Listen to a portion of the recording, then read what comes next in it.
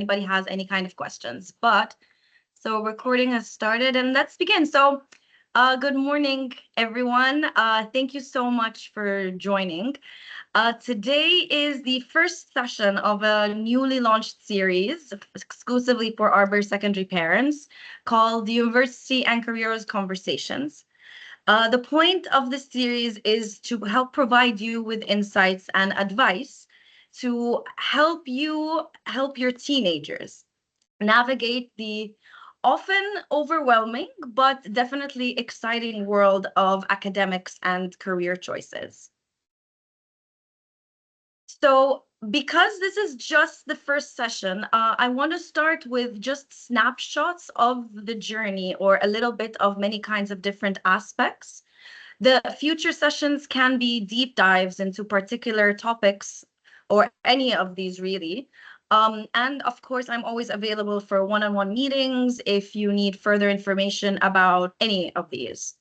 Like I said, I am keeping some time for discussions and questions at the end, but I will be keeping an eye on the chat if you want to pop a question in there at any time. So let's get going. So I do want to start with a sentence that I believe is familiar to a lot of you, which is the school's mission. But as you can see, I have emphasized a few keywords here. The reason I told Miss Powell that I wanted to launch this series is because I wanted to connect with our parent community. And I want to help you and your children imagine and build a future where they can flourish. I truly believe that with me as their guidance counselor and with you as their parents, we do have a shared goal, which is essentially to see your child thrive, both academically and personally. And I believe that by working together, we can provide the necessary guidance and support for them to really help achieve their full potential. As parents, your insights and perspectives are invaluable. You know your child very well. You understand their unique personality, their interests, and their challenges and what they have been through as well. And your insights into that can greatly inform my approach. And together, I believe that we can create a personalized plan that aligns with their aspirations. Because ultimately, we do want the same thing, which is a happy, successful young adult who is equipped to navigate the complexities of life and whatever life throws at them. So by collaborating, sharing our expertise, I think that together we can help your child achieve their goal. So when it comes to career exploration, it's often helpful to start with the end in mind. So by envisioning what their child's desired future, we can help work backwards to identify the steps that they need to achieve that. One of the things that I always like to do with students is to help them think about their long-term goals. But sometimes questions like, okay, so what do you want to be when you grow up? Or what do you want to study in university? Or what do you want to do with your life? They can be very overwhelming for a teenager to answer. So sometimes what I do is I try to phrase it differently. So I try to ask them, so what do you want your life to look like?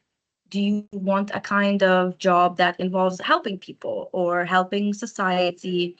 Are you passionate about working on the environment? The answer for a lot of the time is yes, because Arbor. Do you want a job with a fixed routine and like fixed working hours? Or do you want something where you are doing something different every day? And these questions, they can admit. And these questions, they can provide a sense of direction and motivation so that even if the students, they don't know exactly what they want, they have some sign of what they are looking for. And once they have a clear vision, we can help them align their strengths and interests with potential career paths. So it always comes back to what are they naturally good at, or what do they enjoy doing? And by identifying these factors, we can narrow down the possibilities and then help them explore careers that might be a good fit for their strengths and what they enjoy. And as I always tell the students this, you don't need to know everything at right now, but because career exploration is an ongoing process, and the path is no longer linear. And I think as adults, we have realized this, that no one does just one thing anymore, but rather in all of our different jobs, whatever they might look like, we wear many different hats and we all utilize many different types of skills on a daily basis. And I believe that it's important, essentially, to encourage students to be open-minded and flexible, as their interests and their goals will very likely change over time. One fabulous tool that we use at the school is Unifrog.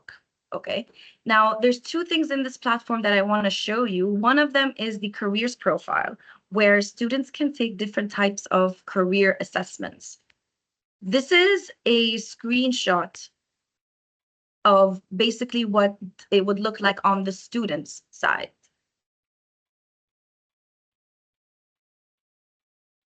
So there's 4 different types of quizzes the students can take. One that will tell them what their interests are. This aligns with John Holland's theory of career development that divides personalities into 6 clusters, and it basically matches students with kinds of jobs that utilize what they're interested in. And I'll show you an example in a minute. The personality profile is the Myers-Briggs one. Work environment profile is my personal favorite, and I'll show you the example why in a minute. And the skills profile highlights what skills are their strongest, and it ranks them accordingly. Now, all students from years 9 to 12, 10 to 12, are on Unifrog. Some year 9s are on it. And in a few weeks, everybody will be on it because we're really making a push for embedding Unifrog this year. So this is an example of what the results would look like. So this is an example of a student who has completed all of her quizzes, and it gives us an insight into what her strengths are. So this student is more artistic, more conventional, and more investigative. And funnily enough, like this particular student is one that wants to continue a career in arts. And when she took this quiz, she was like, yes, I agree, this is me. So with the work environments one, what I particularly like about this is it tells us what kind of environment the student would be happy in, or what environment they would like to work on. So this student is the most happy with working independently, and she does not like not feeling that she doesn't have a positive impact and disagreeable situations. So this tells me that this student, I would not suggest a career in law, for instance, or something that would involve conflict resolution, because she would not, it's not the kind of environment that she would thrive in. If your students, so because all of them are on this, and all of them will be on it within the next couple of weeks, this is an activity that you can do together. You can encourage them to take these quizzes if they haven't and share their answers with you. And this is something that you can discuss. Another feature of Unifrog that I wanted to show you is the careers library. So essentially, it is what it means. It is a library of hundreds of different types of jobs.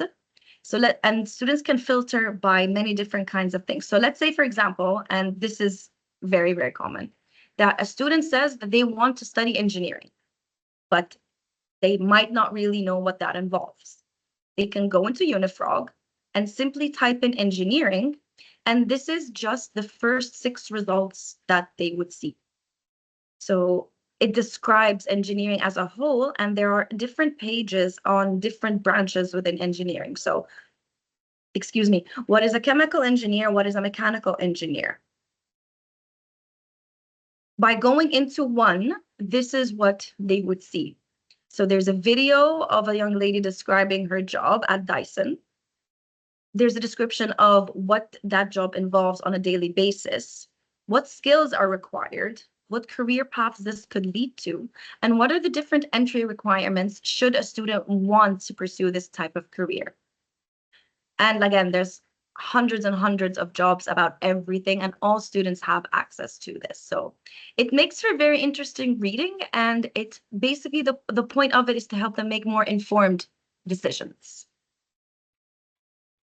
So moving on, I'm sure that so many of you are familiar with this, but basically this is the progression throughout secondary school. So by the end of year 9, or actually during year 9, students choose their GCSE options, which they are completing in years 10 and 11.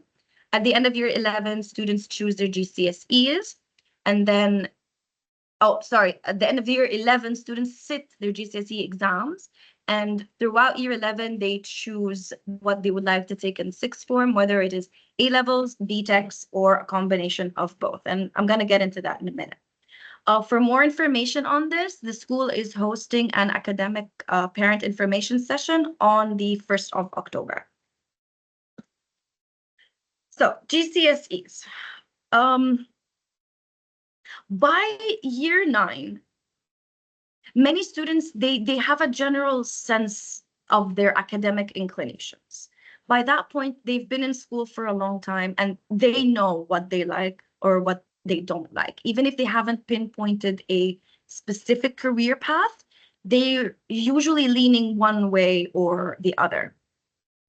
We always encourage students to reflect on themselves, on their strengths, on their interests, and how they've been doing in their classes so far. So what is their favorite subject? And what is their best subject? Are they more naturally inclined towards STEM subjects? So science, technology, engineering, and mathematics, or humanities?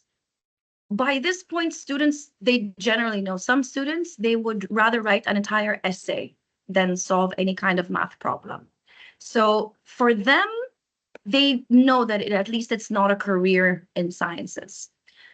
For some, it's the opposite. Some do not enjoy reading, are not strong essay writers, but they can solve chemistry problems forever. So they know that it's STEM for them. So at this point, it's just a starting point. So STEM subjects, basically, they offer a solid foundation for a wide range of careers, whether it's technology, engineering, medicine, research. Humanities subjects, they can lead to careers in things like law, social sciences, or the arts. And it's not about choosing a path, but it's about just heading in some direction and making an informed decision that align with the student's interests and goals. Some students don't know, and that's completely fine. No one is asking for them to know exactly what they want by year 9. Some do, which is great, but most don't, and that's completely okay.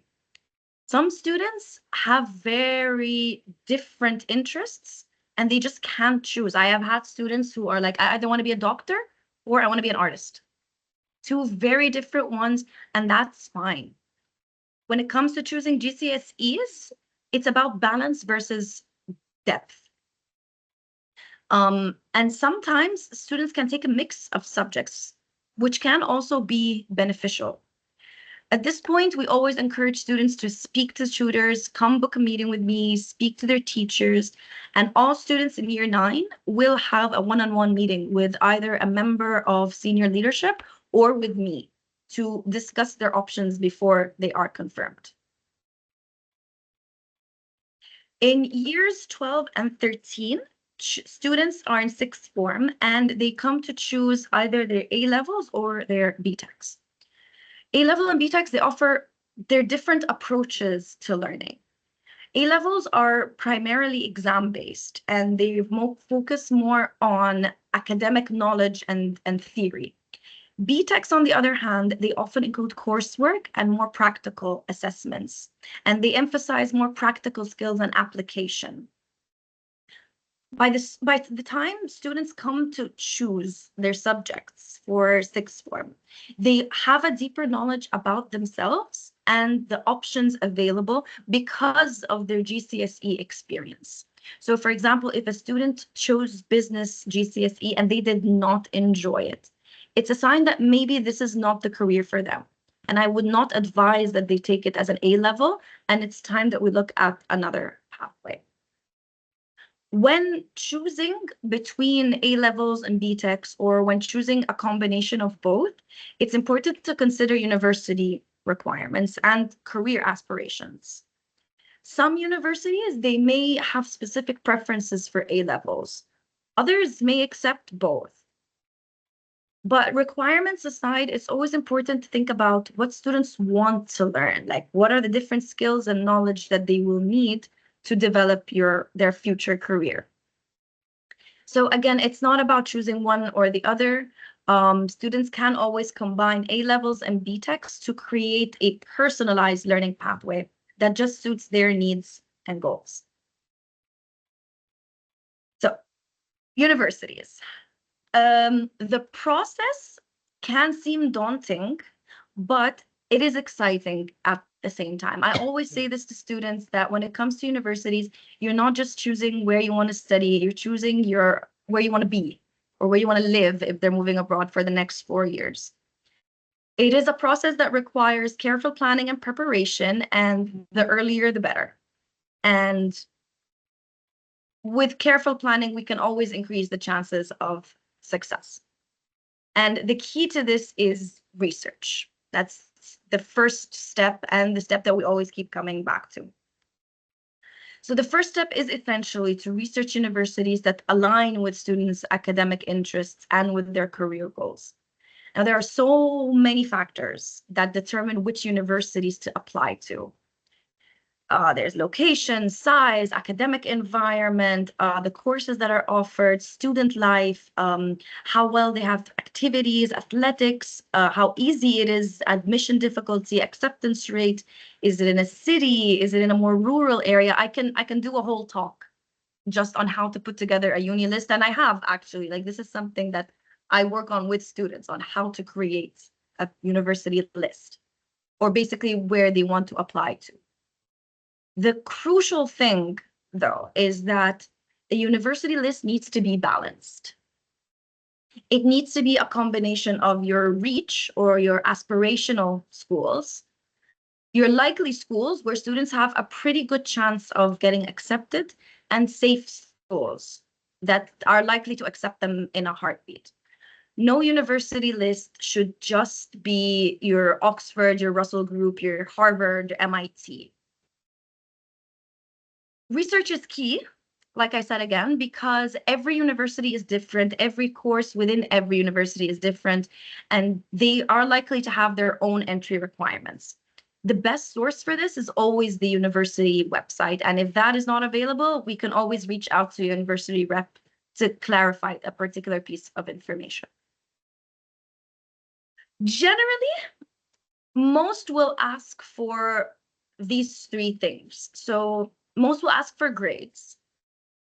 Because we apply before results have come out, we usually apply with predicted grades for A levels or for B techs.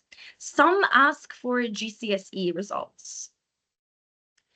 Most of them will ask for a personal statement that the student writes and references or letters of recommendation. Some ask for letters from teachers, some from the counselor, some require both. Some universities will have additional requirements. Typically in medicine and some medicine, most of the times, and sometimes engineering programs, they can have entrance exams, and they might need to interview students before issuing an acceptance letter or an offer. Students on art and design pathways will be asked for a portfolio. Sometimes universities ask for English proficiency. Sometimes the university asks for it. Sometimes it's required for a student visa. And some universities in UAE, they ask for the MSAT. So there are approximately 25,000 universities worldwide. In the next couple of slides, I'm just going to highlight a few just snapshots of the most popular destinations just to highlight the differences for you. Um, the most popular destinations that we've seen in the school and internationally really are Canada, UK, US, Europe, Australia, and of course the UAE here. So I'll just be focusing on international in the next couple of slides. And then, like I said in the beginning, we can always do a deep dive into any of these later on. So Canada. In a lot of cases, in most cases, students, they apply to a general faculty or department, such as arts, sciences, or engineering. This is great for students who haven't quite decided what they want to study just yet. Canada offers many degree programs called co-op, and basically they integrate workplace experience with education, and this allows students to directly practice what they're learning. So if they are a business major, they will be getting work experience in business. The cost of studying in Canada varies. It depends on which province or territory students choose to study in. In general, fees can be lower than the US or the UK, but cost of living may be higher depending on where they are. And there's many types of locations that students can come from. They can study in a large city like Toronto or Montreal or Vancouver, or in a smaller city or town, or even in a more rural area. So there's almost 2,000 universities, maybe a little bit more in the US alone. And those are just the ones that offer full 4-year degree programs. It's not including community colleges. And for context, there's like around 130 in the UK. So that's a lot. I mean, it's essentially half a continent. Most students, they don't choose the subject they want to study in advance. Some only choose their major, or what they call major, in their second degree.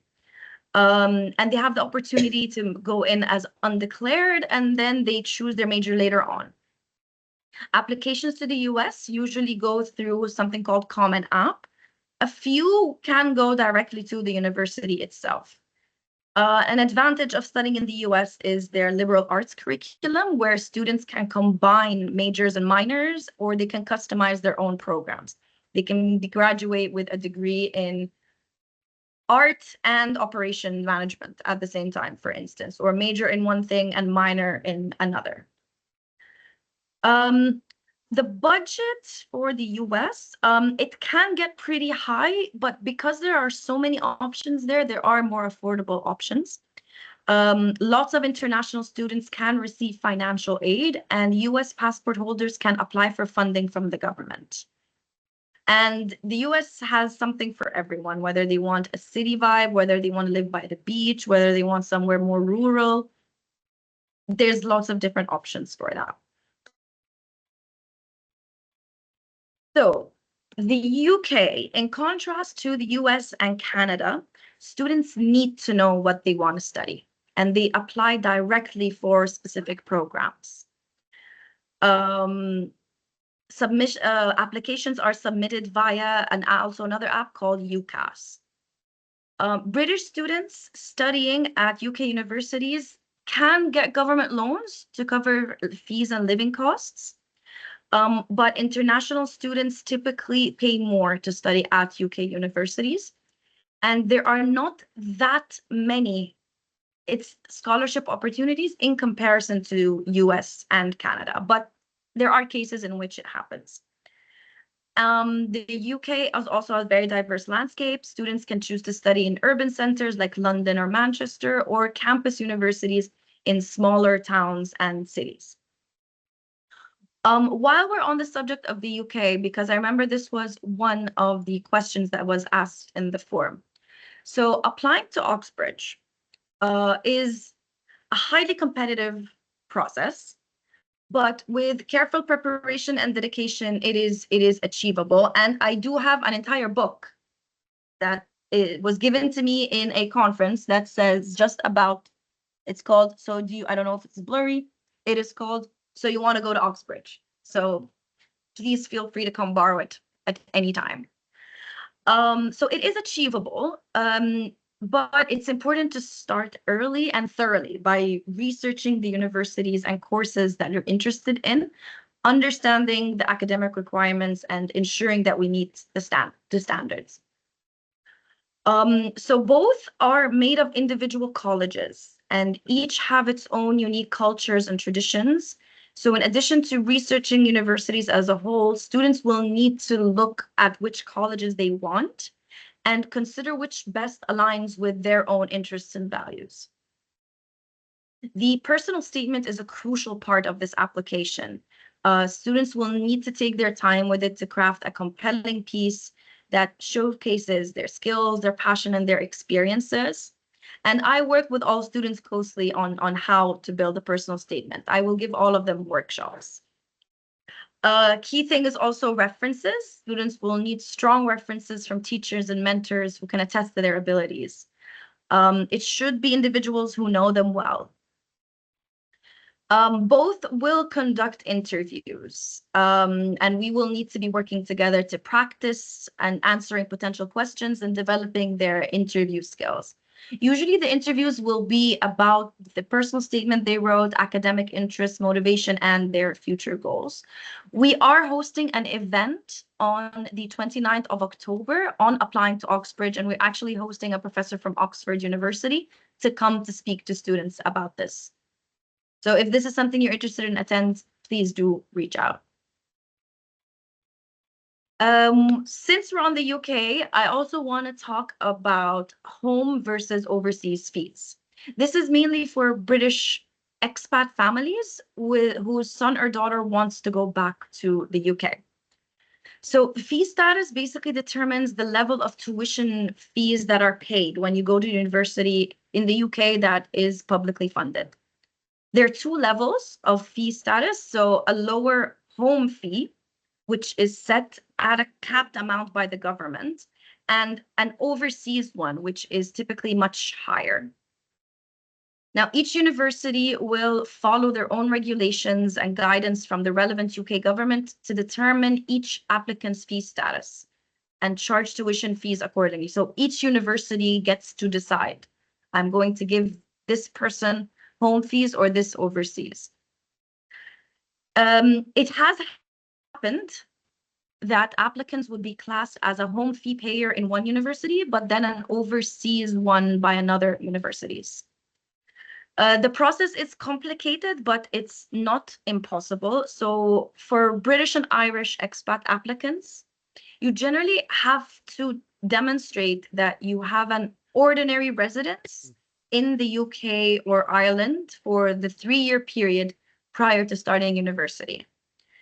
And universities will ask for many details, such as your home address in the UK, nationality, any dual nationalities, travel patterns, parents' employment. And they'll be looking to see that there's a regular life in the UK, or otherwise that you have been temporarily absent from the UK to take up employment abroad. I'm more than happy to talk families more through this on how we can make a case. If this is something that you need assistance on, just let me know. So moving on to mainland Europe, there's a wide range of programs available and over 3,000, sorry, in English. In the top 1,000 rankings, nearly 400 universities in Europe regularly appear. Tuition fees in Europe are typically lower than those in the UK, US, or Australia. Some countries do provide free tuition for home citizens or for those with a EU citizenship passport, basically. A huge advantage of this is, of course, how easily linked all of Europe is, and students like to go there because it gives them a chance to explore many different types of countries. I just want to talk about the Netherlands for a bit because this was also one of the questions that was flagged in the form. Essentially, the Dutch higher education landscape, there's two types of universities. There's universities of applied sciences and research universities. The universities of applied sciences are more project-based and students get to learn more practical skills on them. This is a good fit for students who learn best by doing or who want to go to work straight away. Research universities are those that are more academic, and most will require students to complete a final research thesis. And it's best for students who like to go more in depth, who learn best by class discussions, and are considering pursuing a master's or PhD. University colleges, so would fall into the research university category. And again, I'm more than willing to talk about this further if this is something you still need more help with. Final destination is Australia. Australia is becoming more popular nowadays, specifically with recent restrictions introduced in Canada. It's common for students in Australia and New Zealand to take double degrees, which enables them to study more than one subject simultaneously. And there is a university admission center that manages that students apply to. Tuition fees vary depending on the university, and the cost of living also varies if students are living in a city. So living in major cities such as Sydney and Melbourne would be more expensive than living in smaller cities or rural areas. We are hosting an event on the 25th of September that is just about study options in Australia and in New Zealand. So while university is a popular choice for many students, there are many other pathways to consider. Gap years, vocational training, apprenticeships, and part-time study and online learning also offer unique opportunities and benefits. It doesn't have to be a 4-year degree anymore. The world is changing. So I do have some students who say that they do want to take a gap year. That is not a bad idea for them because gap years can provide a chance to travel, volunteer, or gain work experience before starting university. It can also help students gain a new perspective and develop different types of life skills. Vocational training programs, they focus as well on practical skills and hands-on experience. And these programs, they can lead to very rewarding careers in various fields, whether it's healthcare or from healthcare to technology. Apprenticeships combine work experience with formal training, so students have the opportunity to learn on the job and earn a salary. And this can be a great way to gain practical skills and industry experience at the same time. And if students are looking for flexibility, part-time study will allow them to balance their education with other commitments, whether it's work or not. And online learning and courses, they also offer convenience and accessibility. So ultimately, the best pathway depends on individual goals and interests and circumstances. But it's important to explore the various options available and then choose the one that aligns with the child's aspiration.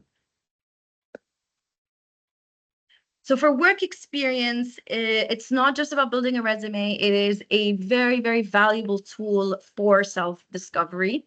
By trying out different roles, students can experience different types of fields and they can figure out what they want, what they don't want, and it helps them assign goals or set goals for themselves.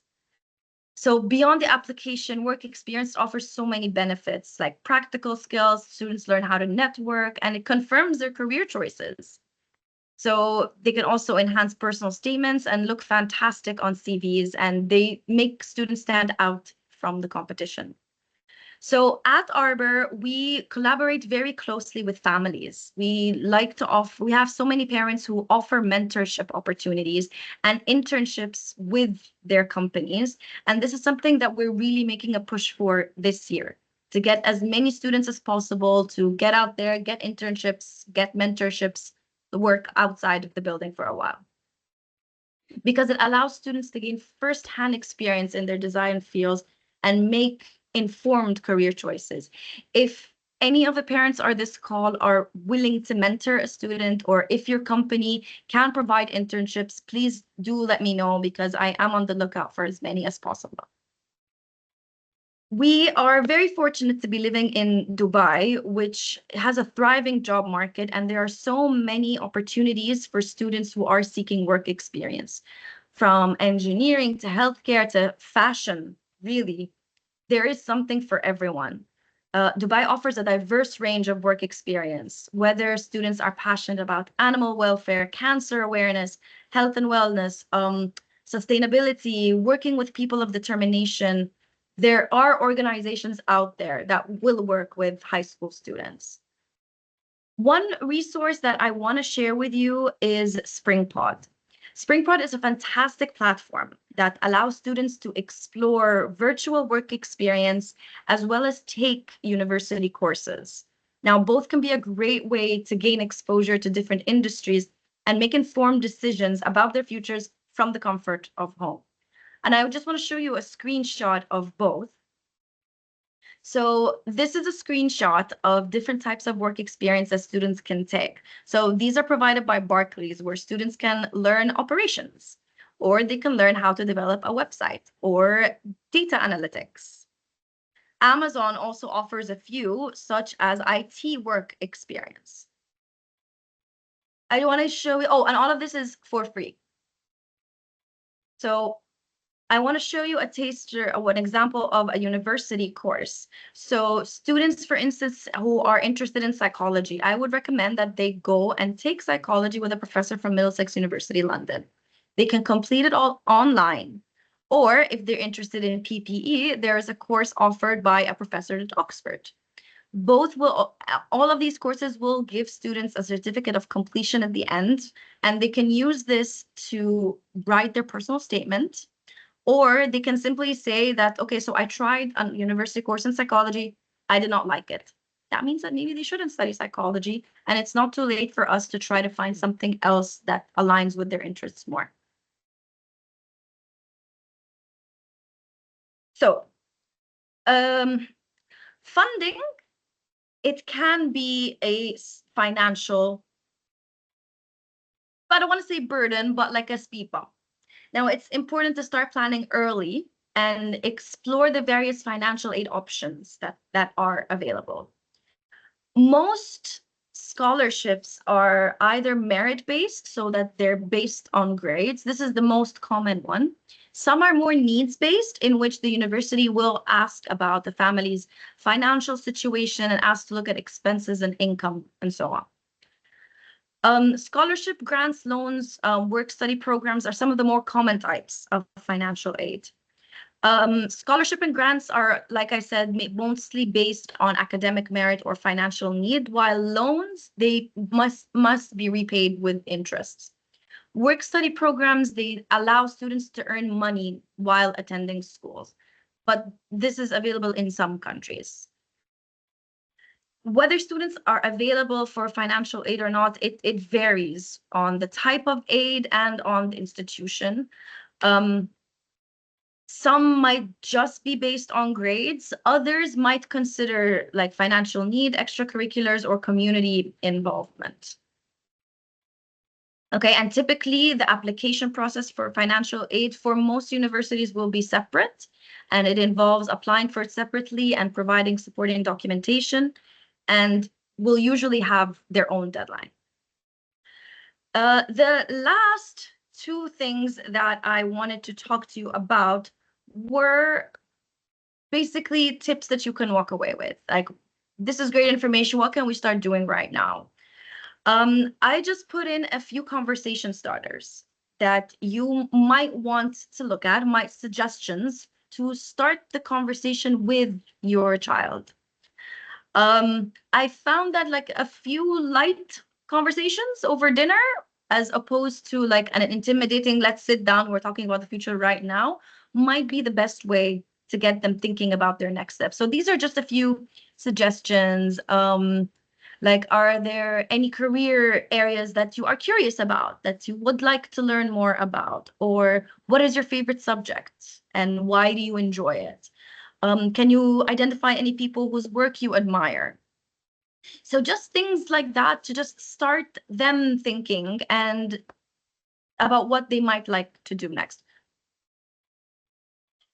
So finally, as parents, you play a crucial role in supporting your teenager's transition to adulthood. Um, Things that can make a key difference are open communication, emotional support, and encouragement. A safe and supportive environment where your young adult feels comfortable sharing their thoughts and feelings can make a huge difference. Likewise, if they feel like they are actively listened to and that you are genuinely interested in their experiences.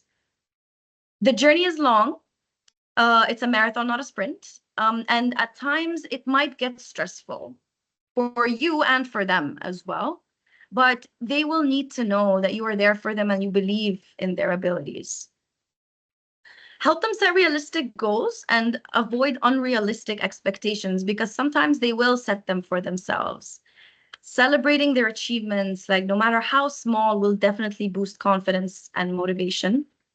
Cannot emphasize the importance of self-care a lot, including getting enough sleep, eating healthy, and staying active, because a healthy lifestyle can help improve overall well-being and academic performance. So yeah, also if you or your child are struggling, please do not hesitate to seek professional guidance. Arbor provides so many. We have a full-time counselor and an educational psychologist that can provide valuable support and resources. And of course, for any career futures guidance, you can always reach out to me. So I will open the floor now for discussions. I just wanted to remind you guys that this is the first one in a series. The plan is to do 2 per term. So the next session is going to be on the 12th of November. And I will advertise this and send out registration forms like we did for this one. So I would like to open up the floor for questions, thoughts, if anybody has anything like they would like to ask or anything that they would like me to elaborate on. So Laura, please go ahead. Hi, Sherifa. Thank you. That was super whistle-stop tour of everything that's available. I've been told 2 things about funding, which I wondered if you could either confirm or research. The first one is that if you're French nationality, there you get the reciprocity with universities in Quebec, which I believe can be very interesting from a financial perspective. And the second one is that the Brexit withdrawal agreement gives EU students automatic home status, I think, for the up until 2026, which would concern our kids. But I'm not sure about either of those. It's just the kind of things that fly around on various WhatsApp groups and Facebook groups. But I think that might be interesting if we could get a bit of clarity on that. That would be, I think, highly appreciated. Thank you for the positive feedback. I'm glad you found it helpful. So firstly, so I'm just gonna mute you. Okay. Sorry, Laura. I'm just gonna mute you for 1 second because of the echo. I'll mute you again. So firstly, about the French in Quebec. So we hosted Acadia University last week, I think, and I asked them about this. And the university rep that came, he said that this option was no longer available.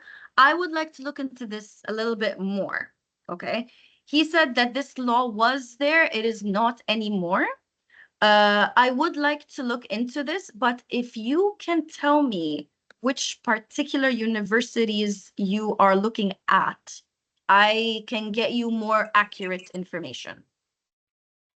It was Concordia, McGill, you know, the big ones in Quebec.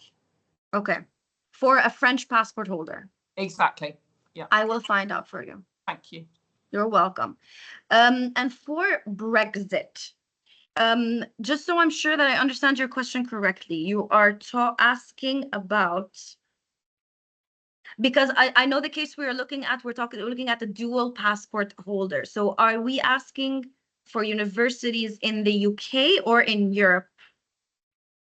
No, it's European, it's EU nationality students, Yeah, who want to study in the UK. There's the Brexit withdrawal agreement. And again, I think it guarantees home fees for EU nationalities up until 2026 or 2028 or something like that. it's a special kind of aspect of the official withdrawal agreement. Let me double check this, please. And if you do you have a particular link or something that you were looking for? I'll try and find it for you. It's because my kids were in a French international school in France, and again, that's what we were told. But it's, but yeah, I'll see what I can find and send it on to you. If you can find it, if not, I will look into this, and I will find out for you, and I will let you know about these two things. Done.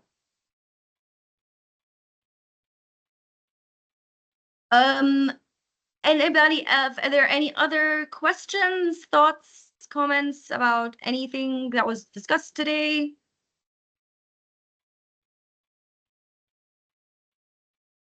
Yes, Mr. Eli. Eli, right?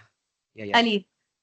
Okay, I mean, don't mistake lack of questions to lack of interest. This is an extremely complex topic that that will take a lot of thinking going forward. I liked a couple of things in the way you've gone about setting up the presentation, and that is the emphasis on flexibility. But we all know the old adage, right? You know, go to a good school, get a job, 40 years in the same company, retire, and then, you know, okay, done. The realities are I've changed jobs so many times over the last, you know, I don't know, 20 or so years I've been at work, that this is no longer the case. And a specific area that I would probably be asking questions about later on, as we mature our thinking with our child, is this concept of major, minor, and whatever is equivalent to it outside the US, because we're not too keen on studying in the US.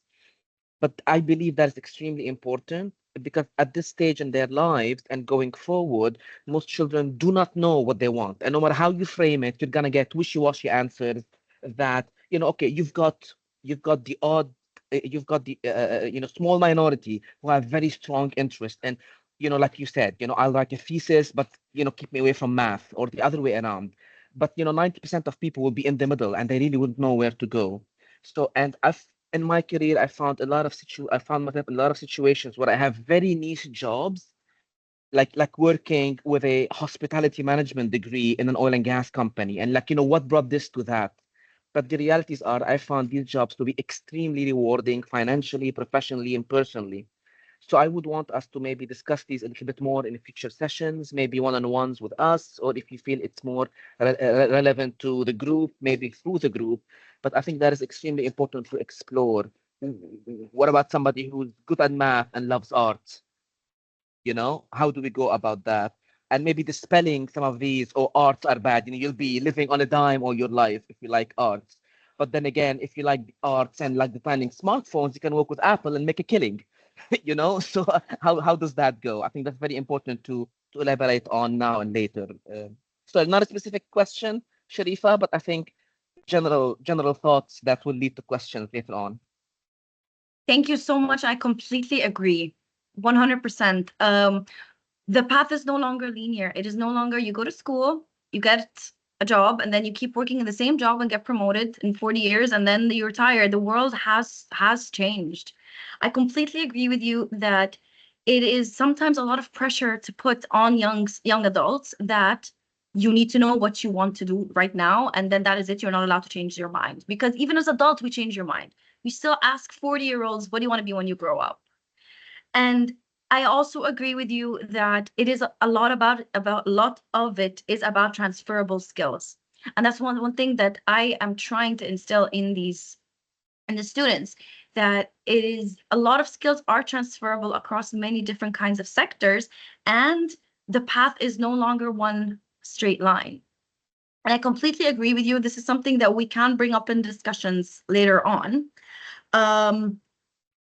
And yeah, there's no one, and then if it comes to money, like there's no one guaranteed way. Like a lot of students, they tell me, I don't know what I want, but I want to be a millionaire. And I tell them, okay, fantastic, but how? Like you have makeup artists who are millionaires, but then you also have businessmen who go bankrupt. There is no one guaranteed way to get money. And if money is the goal, It shouldn't be. Like, money is a consequence, or there are many different ways to achieve it. So thank you for that. I'm more than willing to meet one-on-one anytime. If it's not the US, we can look at different kinds of things. There are different countries that do allow students to combine majors and minors. Canada is Thank you. one, Australia is the other one. I'm more than happy to meet, and like, thank you for the very good feedback. Dr. Pirin, please. Hi. Thank you so Hi. much, Sherifa. I just wanted to really begin, we're in the beginning of this journey, but ask about, would you recommend that we kind of apply to different universities in different countries, or would you say that it is better to concentrate efforts on one particular country? Because I assume the application procedure for the UK universities are different than the procedures for US and Canada. So what would your recommendation be in general? Okay, that's a very, very good question. This is there's many factors that go into it. And part of it is passport and what the student's ambitions are after that. So, for instance, if a student, the goal is after university to settle in a particular country and like they want a residency and then the passport, then it might be best to look at Canada and Australia, for instance, because those ones are easier. The problem with the UK, and if UK is an option, I always advise to look at other countries at the same time, because the UK, there are not that many universities compared to countries around the world. So the options are less, and UCAS only allows students to apply to 5. Some universities will allow students to apply directly, but the majority will go through UCAS, and UCAS will only let students choose 5. So I would suggest, if the UK is an option, to look at another country as well, just to be safe. Like, I've worked with a lot of you so far, you will know this about me. I'm the counselor that likes to play it safe. I always like having a plan A, B, C. So because of the competitive nature of the UK, specifically for international students, and they only leave like a percentage of spots for international students, particularly in the UK. So because of its competitive nature, if the UK is an option, then I would suggest, yes, looking at other countries at the same time. If they get into their first choices, if they want to go to the UK and they get in, fantastic. If not, then we have something else on the side. You are correct that the application process is different. So even the letters, that the personal statements that students would write for one that's going to the UK will be very different than one that's going to the US. For students who are applying to more than one country, and we do have that, the earlier, the better. If that answers your question. Of course, I'm more than happy to meet one-on-one anytime, if you would like more personalized advice. Yeah, that does answer my question, and I do appreciate, and I might take you up on that offer of meeting one-to-one. Thank you. Anytime. Just would anybody like to raise anything else? Any other questions? All right. Yes, Mr. I Ali. believe LPJ still has her hand up, but I'm not sure if that's from a previous question or. Yeah, Laura, is that a No, question? all good. Thank you so much. Okay. Okay. All right. Thank you so much for joining. I will be sending out a recording of this, and any and all feedback, of course, is welcome. Please do feel free to reach out to me anytime if you would like us to schedule a meeting online or in person. I'm always here for you and for your students, and I'm looking forward to embarking on this journey together. And I will send a reminder of this closer to the date. Thank you all very much again, and I wish you a lovely day ahead. Thank you. Thank you very much.